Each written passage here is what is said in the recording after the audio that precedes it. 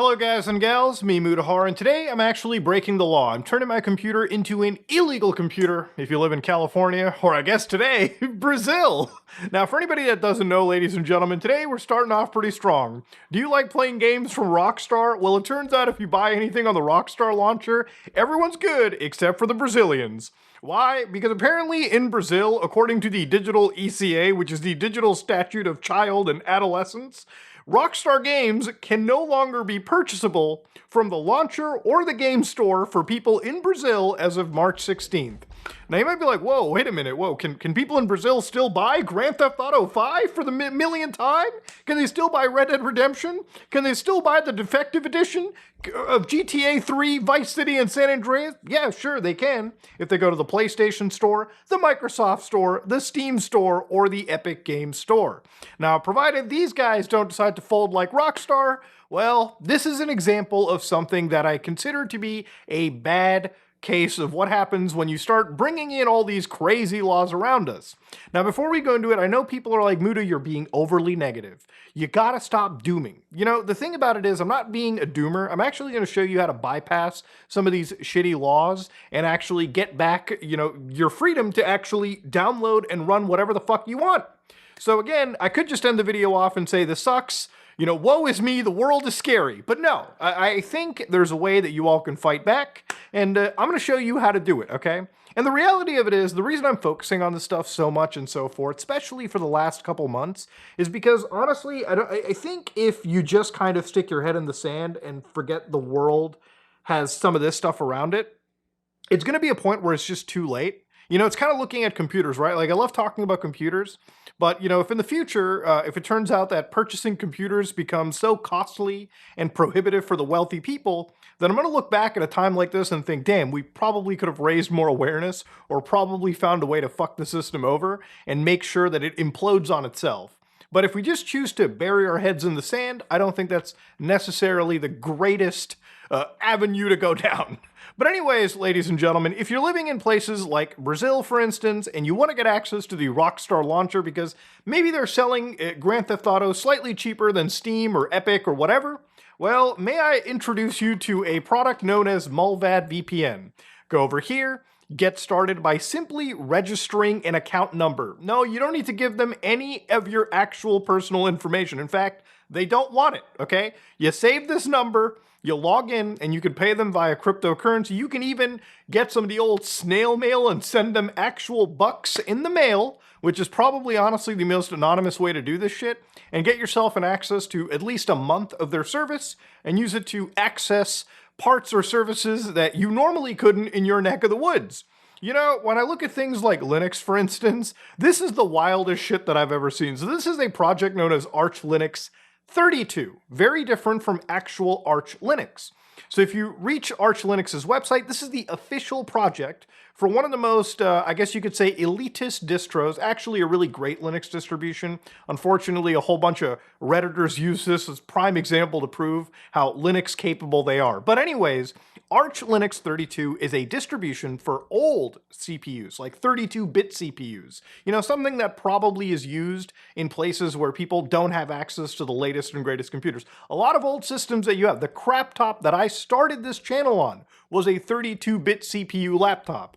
You can actually install this version of Arch Linux on that laptop and make it actually usable again, okay? Well, this apparently is actually banned in Brazil. How do I know it's banned in Brazil? Well, if I whip out the old terminal here, ladies and gentlemen, and use the old VPN to connect me to Brazil, you can see that I'm connected into Brazil right now. And if I actually press refresh, all of a sudden, ladies and gentlemen, I have my access totally restricted. Direct access has been suspended for your region due to recent legislative changes like Brazil law or California's AV. The project is currently unable to provide services in your jurisdiction. So because they're a community-run, free and open source project, they don't even have the legal infrastructure or the financial resources to implement this bullshit. And the scary thing about it is it's not the fact that the forums and the wiki are restricted, but access to the Pacman repositories, which is how you update your system, that's actually blocked too. Now, if I use the old computer adage to disconnect me from Brazil, I can immediately fly back all the way to where I live just by entering this command. And finally, I should be able to update my system. So to give you guys an idea of what that looks like, basically, if you were living in places like Brazil, you wouldn't be able to access the update to your system. Being that I'm not blocked off yet, I can download all these updates, no problem. I'm not going to update my system right now because I am recording a video, and that would be kind of stupid. But I can. So you might be like, well, how the fuck do you fight back against it? Well, I just showed you. Get a VPN, download your copy of Linux. And I would say probably download a version of Linux that just is basically shipped completely on a file. So for instance, you can go to cacheos.org, and the best way to download it is click that big old download button, download it through either the magnet or the torrent. Now, you might be like, isn't torrent software meant for people that illegally download movies, Muda? Yeah, a lot of people do use it for that. You know what a lot of people use this stuff for too? Sharing files. And in this case, downloading anything through a torrent software, in this case, QBitTorrent, I download CacheOS within literally seconds. And of course, obviously good practice is leave it seeding, meaning that other people that are downloading this can jump in at any time and get the file from me and thousands of other people that are also seeding as well. So anyways, I download this 2.83 gigabyte file, and of course it just sits on my computer. So as it's sitting on my computer like this, I can download another tool called Balena Etcher and basically copy it and flash the image to an actual flash drive. Now this piece of software is available for basically any system out there, Linux, Mac OS, Windows, and it basically lets you take a 8 gigabyte flash drive, stick it into your system, copy the actual OS to it, and basically now I have an install medium sitting around for anybody to grab. Now I can use this on my own computer, I can basically send this over to my buddy, I can share this around, and boom, I actually have a copy of Linux that anybody can install from. No internet connection needed. Guess what, guys? No license keys needed, no nothing. You can just share an operating system. It literally is that easy. I can call in a buddy, I can be like, hey pal, here's the OS. Boom! Stick it in your computer, boot into it, and boom, you're ready to go. Now, of course, you can do this with basically any distribution that's out there. One of the ones that I saw that really blew me away was something known as Ageless Linux. Now, I saw this the other day, and I actually had a bit of a laugh about this. So basically, this is a Linux distribution that refuses, flagrantly by the way, to comply, basically making it an illegal distribution in some ways, or at least it would violate the laws that are presented now, so that you might be civilly viable. Now, I would not distribute copies of Linux that don't that don't work with California's designs or any state's designs. Again, simply because based underneath the law, if I gave this flash drive to somebody where they weren't allowed to be downloading operating systems that would be age verified, I think I might actually be violating the law. So I'm not only download if it's legal in your area for legal reasons. I don't want to be held liable for this shit, okay? So anyways, in this case, you can convert any Debian system into a non-compliant illegal system right here. So here I've got a computer that's just sitting around, this little virtual machine, ladies and gentlemen. Now this is a pretty virgin machine right here. So what I'm going to do is I'm going to run this script, and we'll kind of read this script too, and probably talk about why you shouldn't just run it out of nowhere. But here they've got a standard mode, and which basically gives you a good faith effort version, which gives you a stub API that returns no data. But then again, the flagrant version is where there is no stub, no fig leaf, gives you an actual refusal notice intended for devices that will be physically handed to children. Now look, for legal reasons, I would not give this virtual machine to a child, okay? That would be haram underneath the laws presented, man. We live in fucking clown world, bro. Anyways, so you need a Debian-based system, which I picked Ubuntu as a system right here. And what I'm going to do is I'm going to go to the terminal, and I'm actually going to run this script right here. Alright, so hit enter over here, and you can see that, boom, it has given me this whole legal notice, Ageless Linux. In standard mode, Ageless Linux ships with an age verification stub, yada yada yada. By converting this system, you acknowledge that you're becoming an operating system provider as defined by California Civil Code. As of January 1st, 2027, you're required to provide an accessible interface and account setup, which none of these systems actually do, especially old, just Debian. Ageless Linux provides no such interface, okay? You may be subject to civil penalties. This is intentional. So again, installation canceled. You remain a mere user. The AG has no business with you today.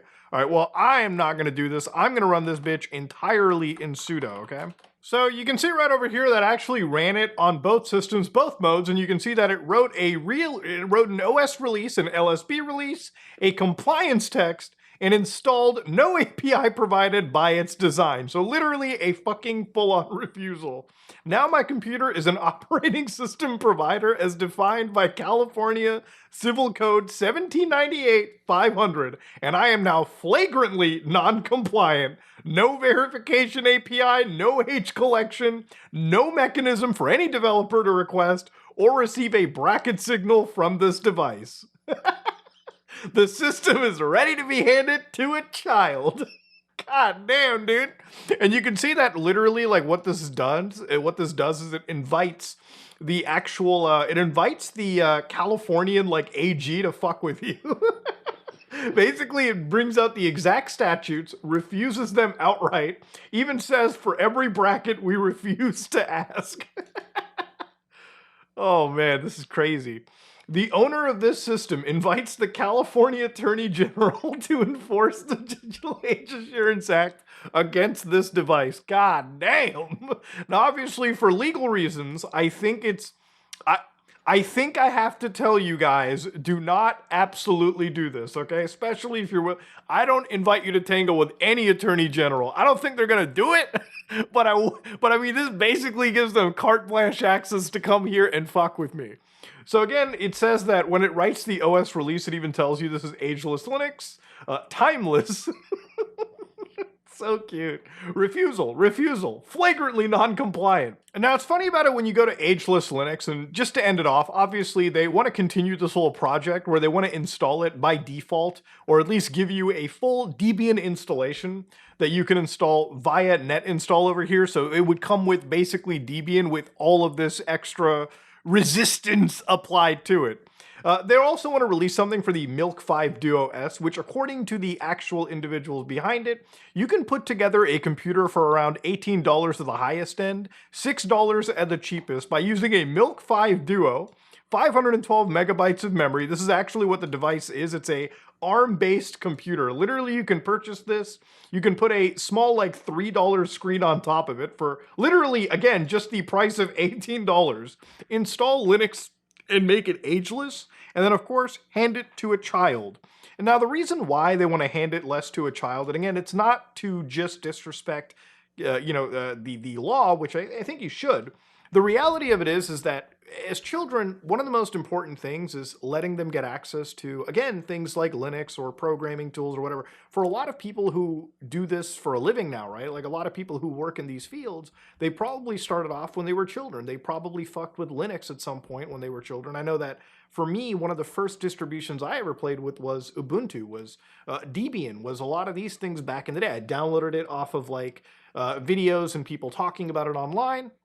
I installed it to my computer, and back then it looked kind of weird and scary, but that was us exploring with what we could do with computers at the time. You know, I think my early fixation with things like Linux, actually using it, did attribute to me fucking around with programming languages, doing things on the computer that normally kids my age weren't necessarily doing. A lot of people my age were playing around with MSN Messenger, playing some Flash games, and for me, I did that, but I also wanted to see what a computer could do beyond. I wanted to see how they actually really worked. And I think for a lot of children, this is important to see. I think we live in a world where kids kind of expose themselves to primarily just using iPhones or Android devices.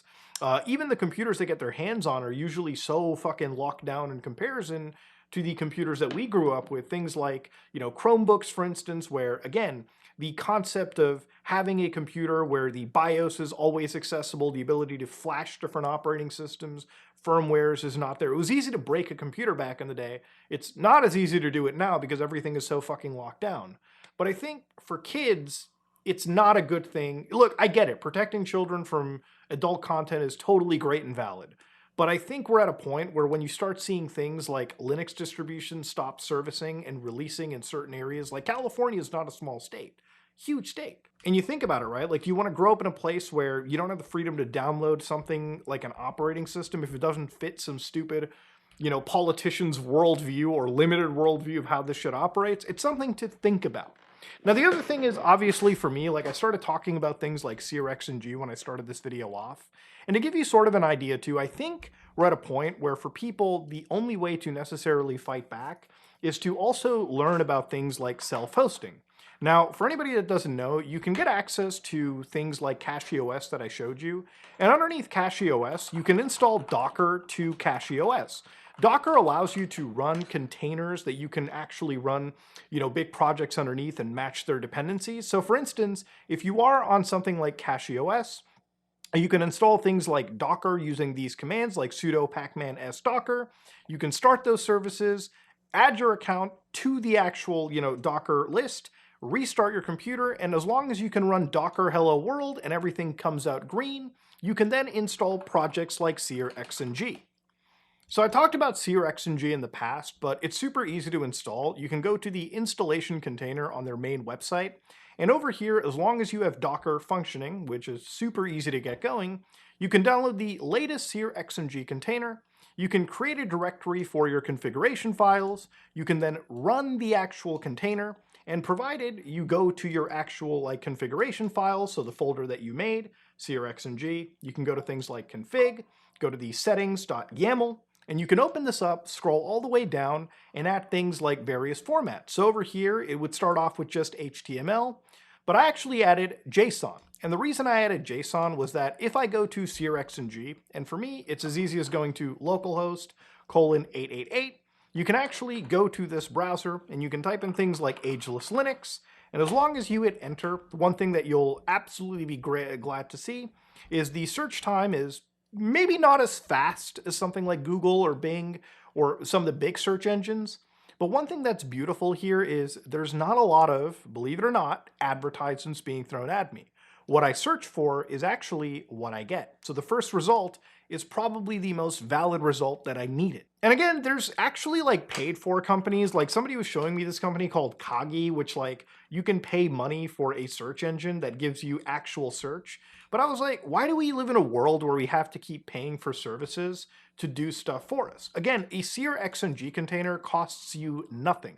It runs on basically any device. You can run this on your own laptop if you wanted to. You can run this on any computer and it barely uses any resources. Now, the other thing that I absolutely despise is when people use artificial intelligence for the tiniest things in the world. So for instance, right over here, you can see that I have something known as LM Studio. And inside LM Studio, you can use free open source solutions like Ollama, or if you know what you're doing, VLLM. But here you can see that I can download open source actual LLM models. So things like Qwen 3.5, NVIDIA's Nemotron, you can get LFM. These things, depending on which you download, some of them run on actual phones. Some of these can run on phones. Some of these can run on laptops. Some of these can run on high-end computer devices. So in my case, I downloaded Qwen 3.5. and I actually loaded it into my computer. I loaded it into my actual system. So as this was loaded, I decided, can I get this connected to internet search? You absolutely can. By going to the performance or developer mode, you can go to the mcp.json, which is the model context protocol, highlight this, copy this string in, and as long as you have a SearXNG container, which is running, and I showed you how to run it on your local system. So here I can go in and be like, what is Ageless Linux? Find everything you can about it, please. And again, as soon as you hit enter and you basically make sure that it connects to the internet like so, I can send my local actual LLM to do this search. It actually does contact the internet, so it does do SearXNG searches, actually reads URLs, and of course, we can just sit back, relax, and what people go to ChatGPT, Claude, and a lot of these places for, a local LLM has actually done this entirely for you. It's dug out everything that you needed, actually gave you the installation instructions, and everything through this video. So again, a lot of this is possible, and you can do it literally on your own hardware. And the big benefit of this is, again, it's totally self-hosted. I never had to send any information that I never consented to or was knowledgeable about to any other server. A lot of people talk about how bad AI is, and if you want to make the AI bubble crash, and you want to make a lot of these laws also crash too, countering them and being flagrantly non-compliant is the best thing that you can do. Don't let your Linux become the next age verification fucking pit. And you know, when it comes to a lot of these AI companies, it's easy to sit down and think, I hate these organizations, but what can I do to destroy them? The best way to kill a lot of these AI companies or these tech bros is to start using local artificial intelligences for most of the stuff that you do. Look, I think most people do use AI, but I think most people don't understand that you can actually use artificial intelligence without giving up your information to ChatGPT, Claude, Facebook, Google, any of these big AI providers. Anytime they give you AI for free or access on your phone, a lot of it comes at a cost. It comes at them profiling you, them grabbing your information, and you contributing to them basically creating a product that has made purchasing a computer so difficult. And honestly, technologies like these are probably why companies like Nvidia welcome shit like the RAM shortage, because if they can centralize this technology to them, that's super duper great. But this is kind of a side tangent, and of course, me flagrantly making my computer an illegal system to use. I think everything that I've shown you is something most big tech companies, and probably most states and federal agencies don't like. A lot of these agencies don't like it when you start hosting your own file service. They don't like it when you start hosting your own email service. They don't like it when you start leaving the bounds, leaving the matrix and actually running your own search engines, running your own AIs, running your own operating systems. For a lot of these people, they'd love if you were in the same pit. You don't have to be. I've shown you in a small little, less than 30-minute long YouTube video that you can bypass a lot of these things. And a lot of this stuff is possible not just on the highest end graphic cards. You can achieve AIs that are fully functional, internet connected on mid-grade graphics cards, some low end, and sometimes you don't even need a GPU at all. Sometimes it can run even great, even on a CPU. Maybe not as fast, but it will run. And if you have something like a MacBook, even better. Those things are designed pretty much to run any of these AIs as blisteringly fast as you can. But ladies and gentlemen, this is me, Mutahar, and if you like what you saw, please like, comment, and subscribe. Dislike it if you dislike it. I don't think I can take this computer to California. Or at least I can't distribute this flash drive to Californians, and that I never thought I'd be saying. You know what I mean? I never thought I'd be saying the fact that I can't distribute these files. Operating system files, of course, proper distinction, in a fucking freedom state, right? Ladies and gentlemen, I am out.